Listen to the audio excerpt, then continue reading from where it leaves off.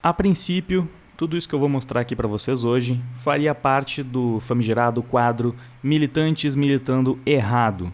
Só que eu acabei percebendo que, tem um padrão muito claro aqui e eu acho que isso dá uma edição especial do programa. Eu já fiz um vídeo sobre o Big Brother e no título desse vídeo eu já falava que a lacração dentro do programa tá tão insuportável, tá assim, escalando tanto e tão rápido que nem a esquerda aguenta mais, o que é realmente ótimo para todos nós, porque pode ser que finalmente a cultura do cancelamento e essa onda obsessiva pela lacração e pela sinalização de virtude estejam chegando ao fim, ou pelo menos enfraquecendo. O único problema é que, obviamente, vão tentar empurrar isso para cima da gente, né?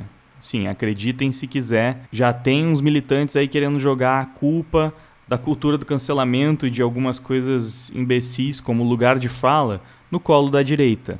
Vocês vão ver isso. Mas, de forma geral, por mais que eu considere sim muito hipócrita ver gente que estava até ontem praticando a cultura do cancelamento, endossando quem praticava, sinalizando virtude sempre que tivesse uma oportunidade, agora falando sobre como tudo isso é horrível e sobre como a gente precisa rever esses conceitos, às vezes se afastando da crítica como se não estivesse fazendo parte disso já há um bom tempo, isso ainda assim é animador porque, essas pessoas são exatamente as que estão falando pra galera que pratica isso. E infelizmente não adianta toda a direita saber que a cultura do cancelamento é uma merda, não adianta toda a direita ser contra argumentos imbecis como lugar de fala que só servem pra calar os outros. Não adianta a direita ser contra isso, não adianta a direita ver os problemas nisso se a esquerda tá cagando, se eles continuam praticando, se eles vão continuar utilizando essas armas pra nos cancelar. A única alternativa que parecia que a gente tinha era revidar, porque eles de fato só iriam se dar conta dos problemas dessa cultura quando o canhão do cancelamento fosse apontado para a cara deles. Porque é assim que eles são. Eles só se preocupam quando a água bate na bunda, eles só se preocupam quando o amiguinho é quem está sendo cancelado. Só nessas horas que eles percebem e fazem uma espécie de autocrítica, e é o que está acontecendo agora, na verdade.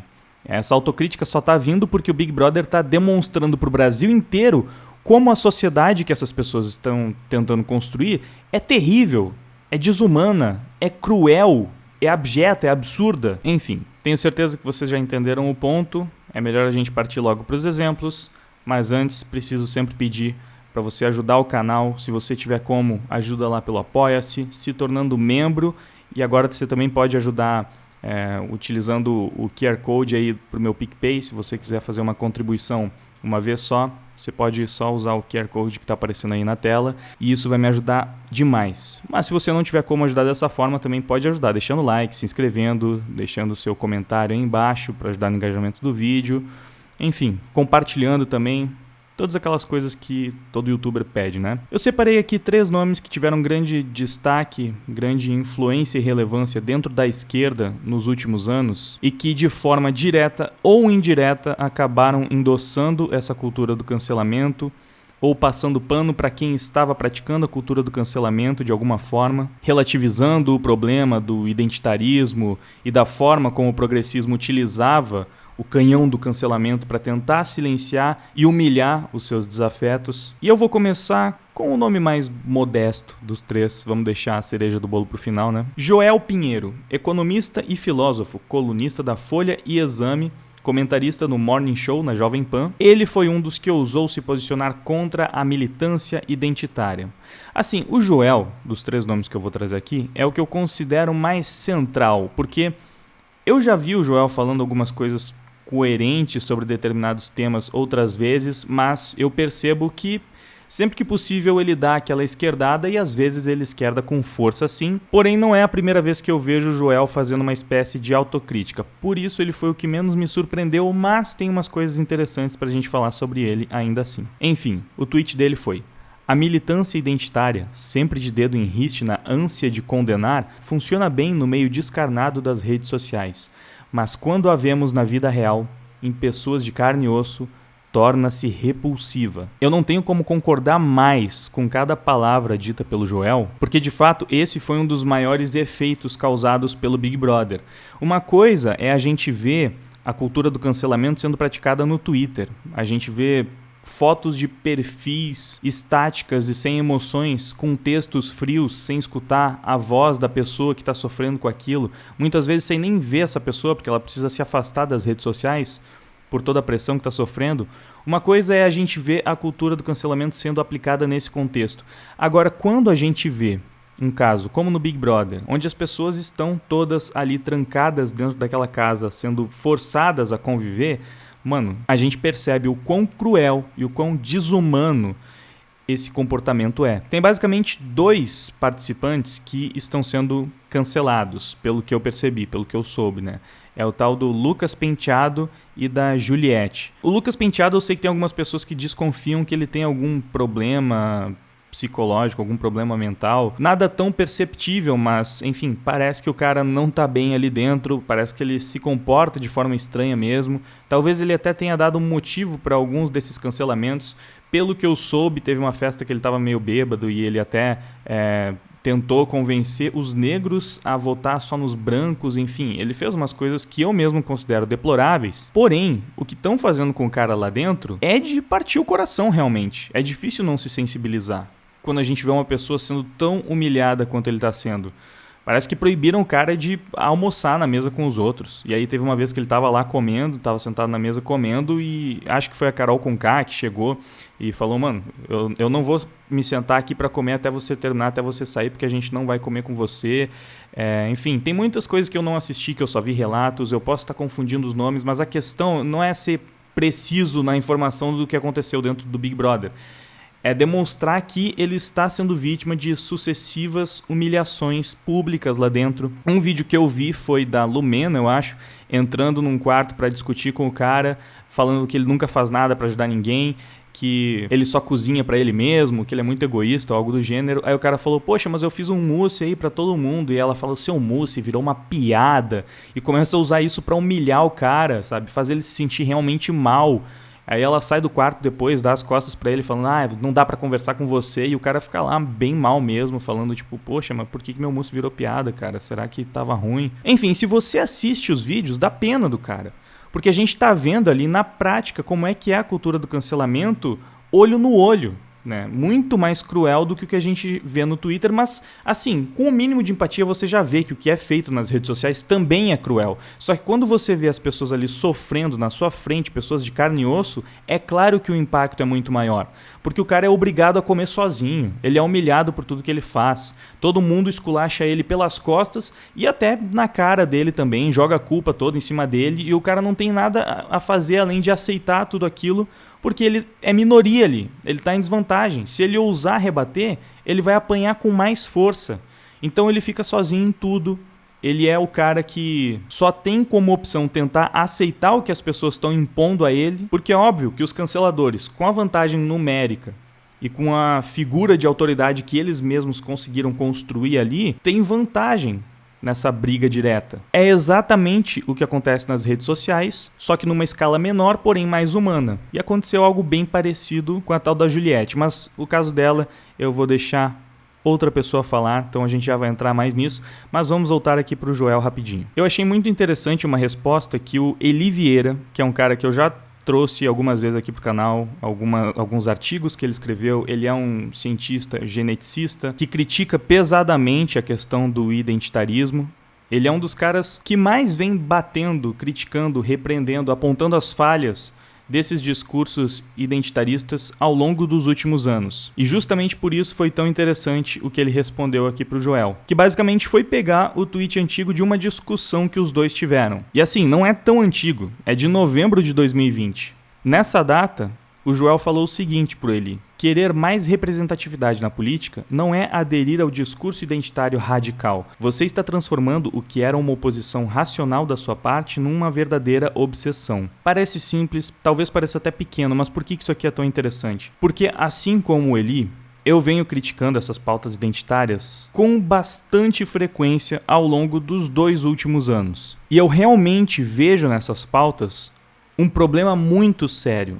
Eu vejo que isso está prejudicando demais as relações humanas. Eu vejo que isso é cruel, sabe? É errado em essência, são discursos, são argumentos contraditórios, frágeis, fáceis de derrubar e que dia após dia só nos levam para uma direção cada vez mais obscura. E até há pouco tempo, nesse ponto que eu me identifico com Eli, muitas pessoas viam essa nossa cisma com as pautas identitárias como uma obsessão, sabe? Poxa, eu sei que vocês estão criticando demais isso, eu sei que vocês estão apontando todos os problemas aí no feminismo, no movimento negro, no movimento LGBT, mas será que é um problema tão sério assim? Será que a gente realmente precisa se preocupar tanto? Vocês não estão exagerando? Vocês estão virando militantes contra as militâncias? E só por causa da desgraça do Big Brother é que essas pessoas começaram a perceber que não é uma obsessão, é um problema sério, é um problema real. Essas pessoas vendo o Big Brother começaram a se perguntar, meu Deus, será que eu quero que a gente chegue no ponto daquela casa?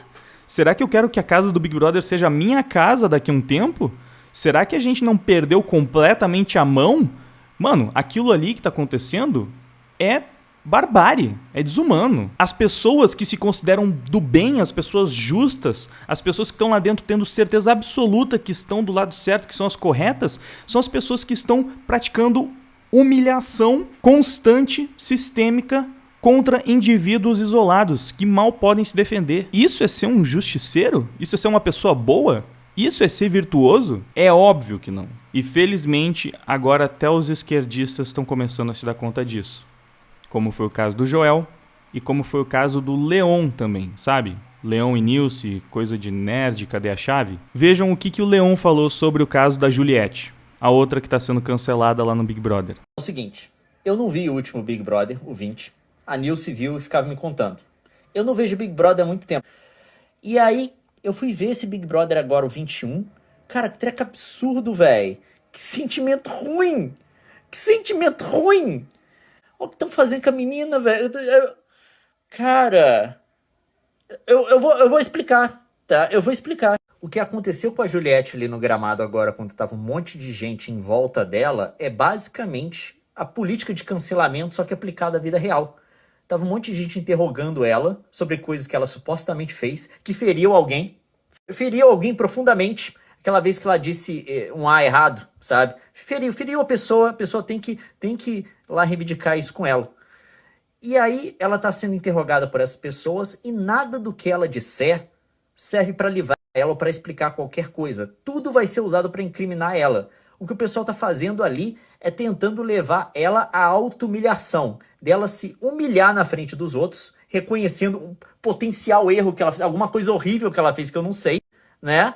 Para quê? Para validar o ego e o comportamento dessas pessoas que buscam esse tipo de coisa. É basicamente isso. É a política de cancelamento só que aplicada na pessoa. O pessoal tá ali para reivindicar a auto-humilhação. E não adianta a Juliette tentar explicar, ela tentar fazer nada, tá? Porque o povo não quer explicação. Eles não querem entendimento. Não é nada disso. A única coisa que ela pode fazer para satisfazer o pessoal que tá lá questionando ela é a auto-humilhação. Ela tem que se humilhar na frente dessas pessoas e reconhecer um potencial erro de algo que não existe. É isso. Por isso que essas pessoas, quando não tiver nada pra fazer, a Lumena fez isso, vai resgatar o negócio que ela fez lá de ficar muito tempo no confessionário lá, quando não devia. Um negócio que aconteceu há dias, que ninguém se importa com isso. Absolutamente ninguém. Mas eles têm que achar alguma coisa para gerar uma condenação eterna na pessoa e subordinar a pessoa e subjugar ela até essa posição de auto-humilhação. Cara, o que eu posso falar? Novamente, eu concordo com cada vírgula dita pelo Leon. Cada vírgula. Podia ser eu falando tudo isso. Esses stories poderiam ser meus. E esses stories poderiam ser meus no ano passado. No ano retrasado. Poderia ser sobre vários assuntos que eu já abordei aqui no canal. Porque não é uma coisa que está acontecendo agora, é uma coisa que acontece há muito tempo. Mas, pelo menos, ele está se dando conta disso agora através do Big Brother. E isso realmente é bom. Assim, sinceramente, por mais que eu saiba que Leon e Nilce fazem, sei lá, parte da panelinha mais de esquerda dos youtubers, influenciadores, eu sei que eles têm alguma proximidade ali com o Felipe Neto, Eu não vejo eles, militantes lacradores, nas mesmas proporções, mas é também porque eu não vi tantas vezes eles comentando esses assuntos. Eu vi esporadicamente Nilce, mais a Nilce até, comentando sobre essas coisas. Eu acho que eu já vi alguma coisa da Nilce fazendo propaganda pro PT ou algo do gênero. Então, assim, eu sei onde eles estão posicionados, o Leon menos, mas eu ainda coloco eles aqui nesse bolo justamente por saber da ligação e da proximidade deles com pessoas que praticavam a cultura do cancelamento e que Leon e Nilce, até onde eu sei, faziam vista grossa. Então eu não estou dizendo que Leon especificamente era um cancelador. Eu não tenho conhecimento sobre a carreira dele o suficiente para dizer que ele era. Mas eu sei que muitos amigos dele, colegas dele, pessoas que estavam do mesmo lado, já faziam, já praticavam esse tipo de coisa que agora ele está repreendendo, e eu não via essa mesma indignação do Leon, não via toda essa preocupação por parte dele, sendo que o problema já estava lá. E eu acho que esses dois casos já foram ótimos para exemplificar, né, o motivo pelo qual o Big Brother Brasil 21 está sendo surpreendentemente bom para a direita. O programa está expondo problemas sociais que eu já venho aqui nesse canal alertando há muito tempo. E que, infelizmente, muitas pessoas ainda estavam fechando os olhos porque a água não estava batendo na bunda deles ainda, né? Ainda não era um problema tão preocupante assim. Tem até uma tirinha gringa que eu vi rolando por aí, né? Que exemplifica bem isso, né? Tem esse rolo compressor, né? Não é exatamente um rolo compressor, mas enfim. Tem essa pedra gigantesca esmagando um por um, né? Cada pessoa dentro dessa fila. E aí a próxima pessoa prestes a ser esmagada é aquela que se dá conta, opa, eu acho que a cultura do cancelamento está indo longe demais, né? Então essas pessoas elas só enxergam o problema quando são as próximas a serem esmagadas.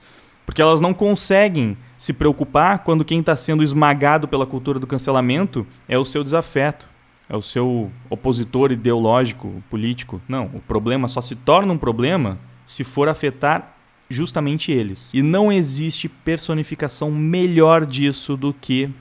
Não tinha como ser outra pessoa, né? Felipe Neto. Sim, é óbvio que ele entrou na modinha da autocrítica, entre muitas aspas, porque é aquela autocrítica que tira bastante o corpo fora, né? Mas já que ele viu que todos os coleguinhas estavam ali fazendo essas autocríticas e que isso tá começando a afetar eles também, então ele vai seguir a tendência, porque é o que ele sempre faz. E aí ele disse o seguinte: esse BBB continua sendo um fiel retrato das redes sociais. Pega uma pessoa que comete um erro e tenta destruí-la, arruiná-la, torturá-la. Precisamos aprender com esta merda. Não dá para continuarmos a agir assim. A gente tem que aprender a lidar corretamente com quem faz merda. Ele não se retirou do discurso, vale a pena dizer, né? Ele tá falando ali, ó. Não dá para continuarmos a agir assim. Então ele até admite que também fazia parte dessa cultura do cancelamento, o que para o Felipe Neto é uma grande coisa. Mas não podemos deixar de notar que ele tem muitos motivos para isso, né? Ele é a pessoa que não faz um mês direito havia sido cancelada porque estava sempre falando para todo mundo ficar em casa, né? Que ninguém podia sair, tava falando, ó, tem que expor e tem que esculhambar qualquer um que sair na quarentena mesmo, que furar a quarentena para fazer coisa idiota, como, sei lá, ir no barzinho ou jogar um futebol, né? E aí descobriram que o Felipe Neto, no meio da quarentena, tava lá furando, sim, ela tava jogando futebol com seus amigos, e aí ele tentou dizer, não, mas foi uma vez só, e aí mostraram que não foi uma vez só, que ele frequentemente ia pra lá. Tinha vídeo dele uma vez, aí tinha foto dele em uma outra vez, ou seja, ele sentiu, e já sentiu algumas vezes, né? Mas ele começou a se importar quando sentiu o rolo compressor do cancelamento chegando perto dele.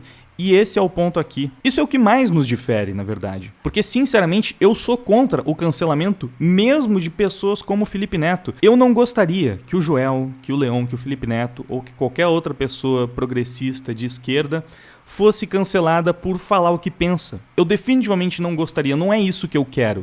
Eu acho que a gente estava chegando, e eu não sei se já saímos completamente desse curso, mas eu acho que a gente estava chegando no ponto em que a gente precisava também utilizar o cancelamento contra essas pessoas simplesmente para obrigá-las a parar de nos cancelar. É só isso. É aquela estratégia, tem um nome para isso agora, mas eu não lembro, enfim. Bom, nas guerras, a única coisa pior do que a sua nação ter uma bomba nuclear e a outra nação também ter uma bomba nuclear e qualquer uma poder se explodir a qualquer momento, é a outra nação ter uma bomba nuclear e você não ter uma para se defender. porque aí é só você que está sempre à mercê de ser explodido.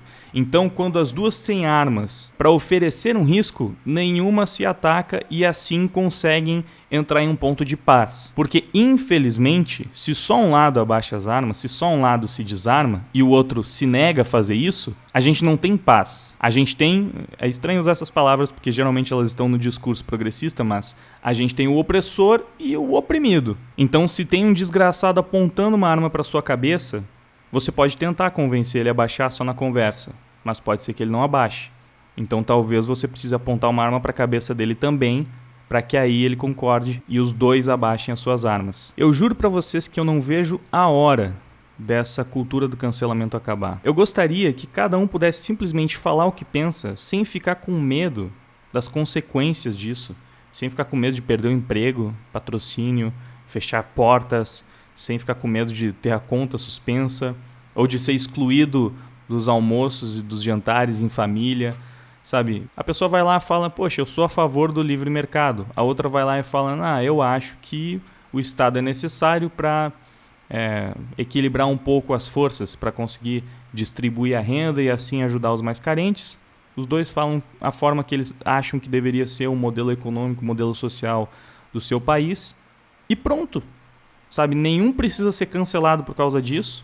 As pessoas não precisam se odiar por causa disso. Pode vir aqui uma feminista e falar, eu acredito que sim, o patriarcado foi o que colocou as mulheres em uma posição de inferioridade. Eu falo, bom, eu discordo.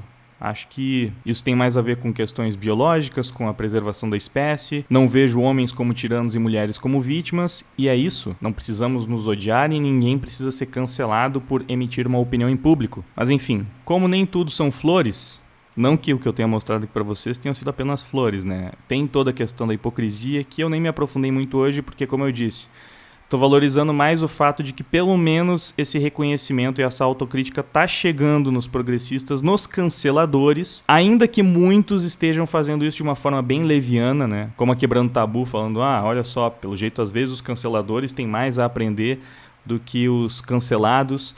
E, enfim, sei lá, é sempre numa postura de tirar o corpo fora, de não assumir esse BO, né?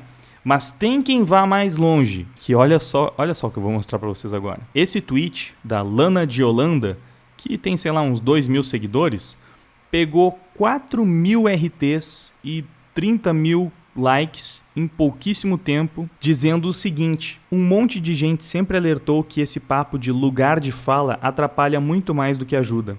Pega lutas e dores legítimas e as transforma numa carteirinha de suposta sabedoria e suposta verdade, silenciando quem está ao redor. É uma porcaria liberal, individualizante. Sim, vocês viram o que ela está fazendo aqui.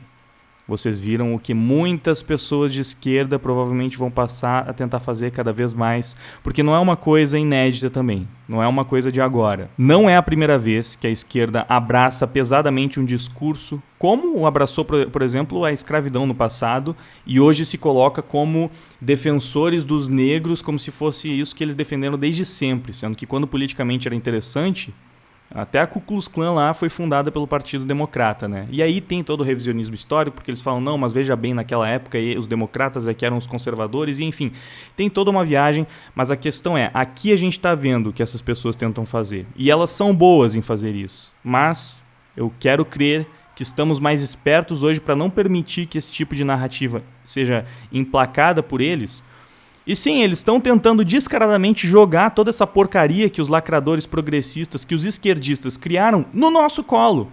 Ah não, mas liberal não é de direita. Mano, se você não importa se você acha que liberal também é esquerdista. A questão é, no Brasil, os liberais se identificam como direita e a esquerda vê os liberais brasileiros como parte da direita também. Então, que seja um movimento central ou para a direita, enfim. Eu sei que basicamente quem vai discordar disso vão ser os conservadores. Talvez alguns libertários, não sei. A questão não é essa a definição que a gente precisa ver aqui. O que essas pessoas estão tentando fazer é sim jogar a culpa no colo da direita, porque na visão deles, liberais também são de direita, e na visão dos próprios liberais também. Então, a Lana de Holanda está basicamente dizendo que foi a direita que inventou o lugar de fala. Até porque ela também coloca ali, individualizante. Algo que também se aplica aos libertários e até aos conservadores. em certa instância. O que não faz nenhum sentido, nenhum sentido. O próprio conceito de lugar de fala é coletivista, não tem nada de individualizante. Justamente a direita que defende o indivíduo acima do coletivo é contra um argumento que fala que um grupo de pessoas tem propriedade para falar sobre determinados assuntos e outros não. E ela fala ali no começo, né? Um monte de gente sempre alertou que esse papo de lugar de fala atrapalha mais do que ajuda. Sim, realmente um monte de gente sempre alertou. Quem era esse monte de gente? Os liberais. Os conservadores mais ainda, né? Porque são mais antagônicos ao progressismo. Mas enfim, a direita.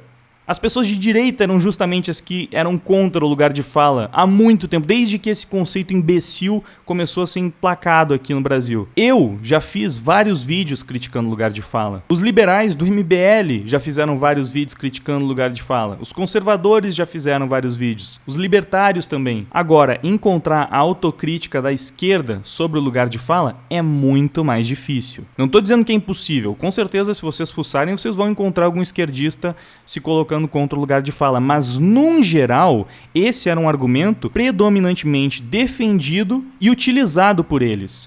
E o propósito sempre foi muito claro: silenciar os seus desafetos.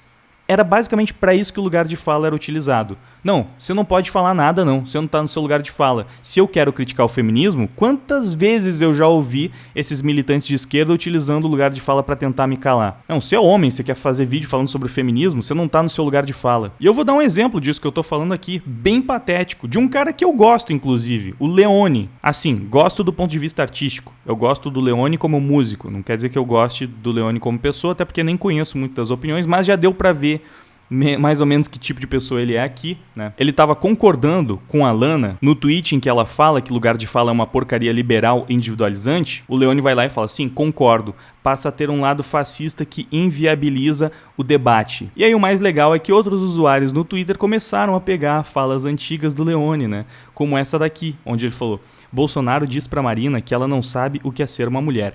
Ele sabe? Ele não tem ideia do conceito de lugar de fala. Tem também esse outro tweet aqui, ó. Nunca a expressão lugar de fala precisou tanto de ser trazida à conversa. Era uma palestra de um homem sobre ser mulher, mãe, trabalhadora, esposa, sei lá. Enfim, o Leone estava aí utilizando essa expressão de forma muito fascista, tentando calar pessoas, calar homens que queriam falar de alguma forma sobre mulheres. A forma como ele estava utilizando inviabilizava o debate, sim. E se o Bolsonaro quiser falar sobre o que é ser mulher na visão dele, ele não pode porque ele não está no seu lugar de fala. Você não está inviabilizando o debate? Ele não pode ter uma opinião sobre isso? Mulheres podem falar o tempo inteiro sobre como um homem deve ser, como eles devem se comportar, o que é um homem ideal na visão delas, né? Como os homens têm que acabar com a masculinidade tóxica e mais um monte de coisa. E eu tenho certeza que você não vai lá falar que elas não estavam no seu lugar de fala. Então você utilizava isso de forma política, de forma ideológica, de forma fascista para calar quem discordava de você. E esse é o ponto da autocrítica que nunca vem, né? Eu tô nesse canal há muito tempo falando que sim, essa estratégia de utilizar a espiral do silêncio para calar os seus adversários políticos é uma estratégia bastante fascista, bastante autoritária, demonstrando que quem majoritariamente faz isso aqui no Brasil e até lá fora são os progressistas, são os esquerdistas. Eu duvido que o Leone concordaria, que eles agem de forma muito mais fascista do que quem eles criticam. Mas agora que estão criticando o lugar de fala e demonstrando como esse é um argumento imbecil, aí virou algo fascista. Por quê? Porque é uma coisa liberal individualizante, né? Cara, olha o nível da canalice dessas pessoas, velho. É nojento. Os fascistas são sempre os outros, né? Uma das maiores responsáveis por popularizar o lugar de fala no Brasil foi a Djamila Ribeiro, né? No livro dela, Lugar de Fala, publicado em 2017. Foi basicamente depois desse livro que começaram a usar de forma desenfreada a expressão lugar de fala para tudo quanto fosse, sei lá, discurso identitário, lacrador. E a Djamila é simplesmente uma militante feminista, uma militante do movimento negro, uma militante que defende dívida histórica, defende, obviamente, lugar de fala. Várias pautas que os esquerdistas não cansam de repetir ao longo dos últimos anos, mas de alguma forma o conceito é liberal e individualizante. Mas sabe uma coisa bastante curiosa? No final do ano passado, alguns militantes do movimento negro começaram a falar que a Djamila era liberal. Só que não foi um movimento coordenado, não foi para falar sobre o lugar de fala. Foi por uma coisa muito mais imbecil, sei lá, ela estava fazendo publicidade ela estava viajando pelo país com o dinheiro que ela estava ganhando através do capitalismo ou alguma coisa do tipo. E aí, alguns militantes mais raiz, por assim dizer, começaram a dizer que ela era liberal ou algo do tipo. E ela foi confrontada sobre isso no Roda Viva. Então vamos ouvir o que a própria Djamila tem a dizer. Eu não sei se estou pronunciando certo o nome dela, mas enfim. O que ela tem a dizer sobre isso? Ela é liberal, realmente? A principal divulgadora do lugar de fala no país é uma liberal? Você é sempre acusada de ser liberal. Como é que você define para essas pessoas o que é de fato uma pessoa liberal? Só contextualizando essa crítica ao seu suposto liberalismo vem do fato de você ter feito algumas campanhas publicitárias. Isso foi criticado dentro do próprio movimento negro. Eu não tenho nem poder econômico para ser liberal. Essas pessoas que dizem que nós somos liberais estão negando a história, elas estão sendo ahistóricas. Como é que a gente nega a realidade material? Como é que a gente nega que mulheres negras partem de um lugar que carregam quase 4 séculos de opressão? Que a minha mãe foi empregada doméstica, a minha avó, e eu me vejo como quilombola, eu não me vejo como liberal. Eu me vejo tirando de quem tem para dar onde não tem. Eu me vejo, inclusive, utilizando a cosmovisão do candomblé. Eu sou uma mulher que acredita em Exu, que acredita na troca, que acredita num outro lugar. O mundo não é a Europa. E, inclusive, quem se incomoda com a mobilidade social de pessoas negras, quem se incomoda com a ascensão econômica das pessoas negras, não deveria estar no campo que diz estar, porque, na verdade, isso é fazer coro com a supremacia branca que ainda nos querem nos lugares de subalternidade. Então, eu não me incomodo, eu não tenho problema nenhum em viajar, eu não tenho problema nenhum em viver a minha vida, porque eu acho que as pessoas querem nos colocar em determinadas caixinhas, e isso é mais uma maneira de reforçar não só o racismo, mas como a misoginia, porque eu sinto que isso é muito mais forte em relação às mulheres negras. Então, eu acho que essas pessoas precisam, na verdade, estudar. Tá aí. Como é que vocês vão querer colocar a culpa pra cima da gente? Assume que o filho é teu, velho. Esse BO não é nosso e a gente não vai aceitar. Quem inventou, quem divulgou, quem difundiu, quem utilizou pra caramba lugar de fala ao longo dos últimos anos foram vocês. Isso não tem nada de individualizante, isso não tem nada de liberal, isso não tem nada de direita, não tem nada a ver com a direita. A Djamila, olha só, eu tenho que concordar com o final ali. Ela fala que essas pessoas que estão falando essa merda precisam estudar mais, realmente precisam, né? Na cabeça da Djamila, ser liberal tem que ser rico, né? Porque ela falou, não tenho nem poder econômico para ser liberal, que já é um pensamento bem idiota, né? Mas enfim, para mulher que difundiu o lugar de fala no Brasil, eu não posso esperar muita coisa. Mas ela estava ali também se colocando como crítica dessas pessoas que estavam dizendo que ela, uma mulher negra, não poderia utilizar o dinheiro para aproveitar um pouco da dívida e colher até um pouco dos frutos dessa dívida histórica que o país deve para ela. Ela fala mais algumas coisas sobre a mãe e a avó dela terem sido domésticas, algumas coisas assim, e que trabalharam para que ela não fosse, porque esse país devia para ela. Mano, todo o discurso dela é extremamente lacrador, extremamente progressista, extremamente, sabe, é uma militante de esquerda, é óbvio que é, qualquer um bate o olho e vê. Então não venham com esse papinho de que a direita tem alguma parcela de culpa nessa história, porque não tem, a culpa é toda de vocês. Quem tá transformando a sociedade nessa droga, que ninguém pode falar mais nada sem ser cancelado, e que usam todos esses conceitos imbecis que sempre foram infundados desde a origem para calar os outros, são vocês. Simples assim. O que a direita estava fazendo ao longo desses anos era justamente criticar isso, bater nisso, falar que isso aí era uma droga que deveria acabar. E só para encerrar, eu vou colocar aqui o último sinal de alerta, porque ainda na thread daquela Lana de Holanda, ela falou: talvez um lugar de escuta fosse mais democrático do que um lugar de fala. Pessoas brancas, cis e hétero precisam ouvir as demais, que nunca foram ouvidas, mas ninguém, repito, ninguém pode usar do seu lugar para calar os demais, inclusive os irmãos. Ninguém se ouve mais. Por que isso aqui é perigoso? Porque isso aqui é uma estratégia que também já foi utilizada e reutilizada pela esquerda várias vezes. Quando um dos conceitos deles, quando um nome começa a perder credibilidade perante a sociedade, eles simplesmente vão lá e mudam de nome para fazer a mesma coisa, né? Os comunistas viraram os antifascistas. E aí, lutar contra o fascismo é bom, então vamos pegar esse movimento antifascista, fazer a mesma coisa que os comunistas estavam lá fazendo, defender praticamente as mesmas ideias, muda um pouco o jeito, muda algumas coisas, mas enfim, o objetivo acaba sendo muito próximo, e é isso.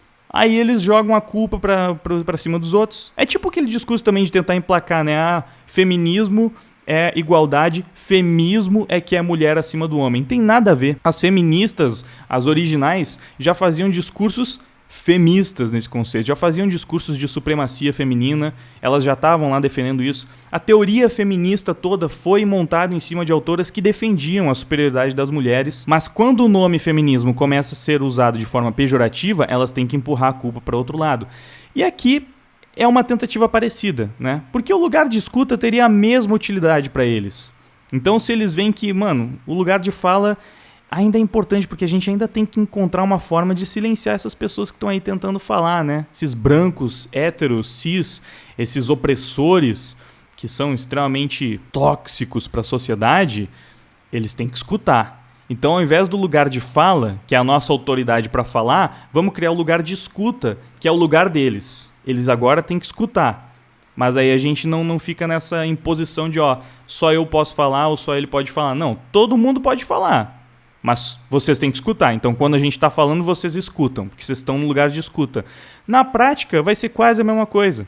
Só que, parece um pouco menos agressivo, estão tentando remodelar ali o conceito. É isso que eles sempre fazem, são especialistas nisso. Então, não vamos cair nesse papinho. Espero que a gente realmente consiga utilizar a exposição que o Big Brother Brasil 21 tá dando para os pontos mais ridículos da militância progressista para acabar de uma vez com esse câncer aqui no Brasil. Ou pelo menos enfraquecer ele pra caramba.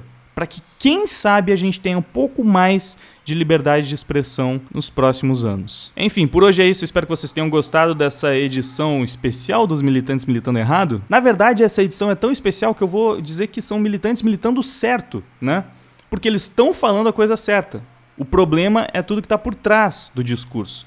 Eu concordei ali com o Leon, concordei com o Joel. Obviamente não concordei com a Lana, mas enfim... Vocês pegaram a ideia, né? Bom, como complemento a esse vídeo, eu vou deixar a indicação de um vídeo que eu fiz adaptando um texto do Ben Shapiro. Eu acho que não foi lançado ainda, enfim, esse vídeo até, ele, sei lá, perde um pouco do sentido no contexto atual, mas... se tudo der errado, eu acho que ele ainda é um vídeo importante, por isso que eu ainda vou deixar aqui a indicação. Caso ainda não tenha sido lançado, fique ligado quando ele for lançado para assistir esse vídeo também, que é interessante de qualquer forma.